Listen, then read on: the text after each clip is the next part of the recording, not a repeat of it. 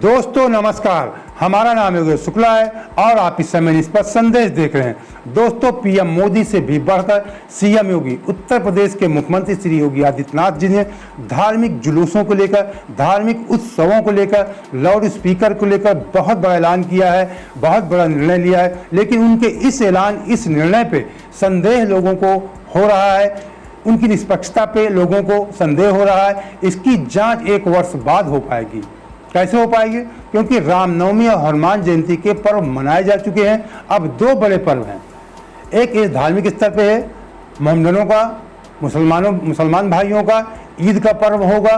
दूसरा, हिंदू समाज के ब्राह्मण समुदाय के लोगों का परशुराम जयंती मनाई जाएगी। उसे परशुराम भगवान सभी के हैं, भगवान किसी एक के नहीं होते हैं, लेकिन विशेषकर उत्सव परशुराम जयंती का ब्राह्मण समुदाय के लोग मिलजुल कर धूमधाम से मनाते हैं। तो अब उंगली उनके ऊपर इसलिए उठ रही है कि हिंदू समाज के ब्राह्मण समाज के लोगों का उत्सव होना है और ईद का उत्सव होना है।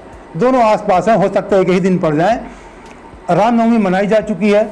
अब समाज में तरह तरह के लोग होते हैं, तरह तरह के लोग बात करते हैं, भगवान किसी की नहीं होते। अगर ऐसी निष्पक्षता होती तो दंगे ही क्यों होता? कहीं ना कहीं हम लोग गुमराह रहते हैं, चाहे इस्लाम के हों चाहे हिंदू के हों, सभी देवता एक हैं, सभी के भगवान या अल्लाह सब एक हैं, ईश्वर एक हैं। लेकिन उसी के अनुसार लोग उंगली उठा रहे हैं योगी जी पर कि रामनवमी मनाई जा चुकी है। रामनवमी में कितना शोरगुल हुआ, कितने बड़े बड़े जुलूस निकले, उसमें रोक नहीं लगाई गई। हो सकता है योगी जी ने उससे सीख कर अगर ऐसा किया है। बहुत सारे कार्य अनुभव लेने के बाद किए जाते हैं। अगर उससे सीख लिया है, रामनवमी से या हनुमान जयंती से, तो अच्छी बात है। और अगर कहने का मतलब भेदभावपूर्ण से किया है कुछ समुदाय जात के लोगों के हिसाब से, तो बहुत गलत कार्य किया। लेकिन ऐसा लगता नहीं है। मुख्यमंत्री हैं, हो सकता है रामनवमी से सीख लेकर उन्होंने प्रदेश में शांति व्यवस्था बनाए रखने के लिए, आइंदा से कोई घटना न हो, इसके लिए उन्होंने निर्णय लिया होगा। वैसे भी रामनवमी में उत्तर प्रदेश में कोई खास घटना नहीं हुई है, जुलूस मनाए गए हैं। तो उन्होंने ऐलान किया है कि बगैर किसी विधिवत परमिशन के कोई भी धार्मिक जुलूस का आयोजन नहीं हो सकता है। उन्होंने कहा कि और परमिशन उन्हीं को मिलेगा जो परंपरागत, जो रेगुलर रूप से मनाए जाते हों। कोई नया धार्मिक आयोजन होगा तो उसको परमिशन नहीं दी जाएगी। ये श्री योगी आदित्यनाथ जी ने कहा है। और ये भी कहा है कि लाउड स्पीकर का प्रयोग अगर किसी समुदाय के लोग करते हैं तो अपने परिसर के अंदर करें। धार्मिक उत्सवों में अगर लाउड स्पीकर लगाना कोई गलत कार्य नहीं है। उन्होंने कहा कि लाउड स्पीकर अगर लगाया जाता है तो उस जिस परिसर में कार्यक्रम हो रहा है उसकी आवाज़ वहीं तरह रहे, बाहर ना आने पाए। लेकिन ये बहुत अजीब सा निर्णय लगता है। अक्सर मंदिर या मस्जिद रोड किनारे बने होते हैं, उस पर लाउड स्पीकर लगाए जाते हैं। कैसे परिसर के अंदर होगा? आसपास के मोहल्ले के लोगों को दिक्कत तो होगी ही होगी। इसको कहने का मतलब किस ढंग से उसको ये करवा पाएंगे, ये थोड़ा से बड़ा मुश्किल कार्य लगता है, नामुमकिन सा लगता है कि क्यों हो गया अगर लाउड स्पीकर लगाएंगे तो आसपास के लोगों को परेशानी उठानी पड़ेगी, चाहे मंदिर हो चाहे मस्जिद हो। उन्होंने कहा कि हमारे सभ्य समाज में अराजक तत्वों का कोई स्थान नहीं है, कोई अराजकता नहीं पैदा कर सकता है। गलत बयानबाजी, उन्होंने कहा कि जो आजकल देखते हैं तमाम धर्मगुरु, चाहे हिंदू के हों चाहे मुसलमान के हों, बयानबाजी करते रहते हैं नेता और धर्मगुरु। उन्होंने कहा कि ऐसे बयानबाजी पे रोक लगाई जाएगी, सख्त निर्णय लिए जाएंगे। बहुत अच्छी बात है, योगी जी ने बहुत अच्छा कार्य किया, आप बधाई के पात्र हैं। हम बहुत खुश हुए कि ऐसी जो बयानबाजी करते हैं, नारेबाजी करते हैं, इन सब के खिलाफ बहुत कड़े से कड़े कदम उठाए जाने चाहिए, चाहे मुस्लिम समुदाय के हों चाहे हिंदू समुदाय के हों। ये जो जहर उगले जाते हैं, क्यों ऐसा जहर उगला जाता है? हमारे हिंदू मुस्लिम भाई मिलकर रहना चाहते हैं। ये कुछ अराजक तत्व जिनके पास कोई कार्य नहीं है, चाहे हिंदू समुदाय के हों चाहे मुस्लिम समुदाय के हों, ये लोग जहर उगलते हैं। इनकी राजनीति चमकती रहे, इसमें मारा कौन जाता है? जो जहर उगलते, न इनके घर का कोई मारा जाता है, न इनके कोई रात रिश्तेदार में। बेगुनाह जनता उन्माद में, चाहे हिंदू भाई चाहे मुस्लिम भाई, उन्माद में घरों में आग लगा देते हैं, बम फेंक देते हैं। कौन मरता उससे? जो भी बेगुनाह होते हैं, जो दंगे में शामिल ही नहीं होते हैं। तो ऐसे लोगों के खिलाफ बहुत सख्त कार्रवाई होनी चाहिए, ये हम भी मांग करते हैं, चाहे जिस समुदाय के, चाहे जिस जात धर्म के लोग हों।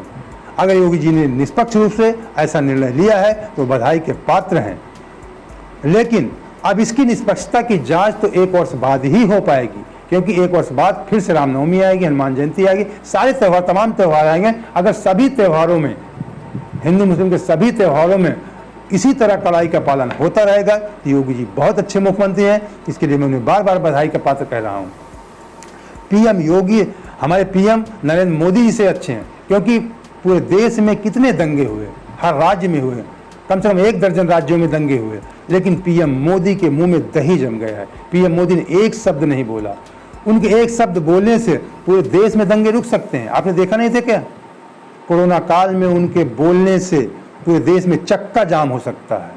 उन्होंने कहा कि आज 12 बजे रात से कोई गाड़ी नहीं लेगी। 2020 में कोरोना काल में आपने देखा था, पूरे देश में चक्का जाम हो गया था। किसी राज्य सरकार की हिम्मत नहीं थी।